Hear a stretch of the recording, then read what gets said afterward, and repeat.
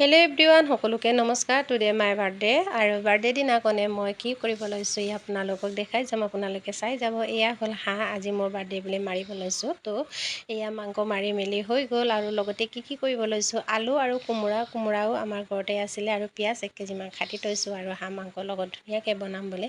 Finally গাইছ এতিয়া চব্জি উঠলিলে, তাৰপিছতে এয়া মোৰ ডাঙৰজনী ছোৱালীও আহিলে আৰু ছোৱালীজনী আহিলে আৰু নাতিজনীও আহিলে। চাওকচোন, আৰু দুইজনটো ইয়াতে ৰুমতে গান বজাই নাচি আছে। কিন্তু মই গানটো নলগালোঁ, কিয়নো নলগালোঁ, গানটো লগোৱাৰ লগে লগে কপিৰাইট লাগে, সেইটো কাৰণে মই গানটো নলগালোঁ। তো এয়া আপোনালোকে চাওকচোন কিমান ধুনীয়াকৈ ছোৱালীজনীও দিনক দিনে ডাঙৰ হৈ গৈছে আৰু প্ৰথম বাৰ্থডে পাইছে মোৰ নাতিনীজনীয়ে, সেইটো কাৰণে সেই মাকক জীয়েককো মাতিলোঁ যে তোমালোকে আহিবা বুলি, লগতে জঙাইটো আহিছে। তো কেনেকুৱা লাগিছে মোৰ নাতিজনী আপোনালোকে কমেণ্ট কৰিবলৈ নাপাহৰিবতো।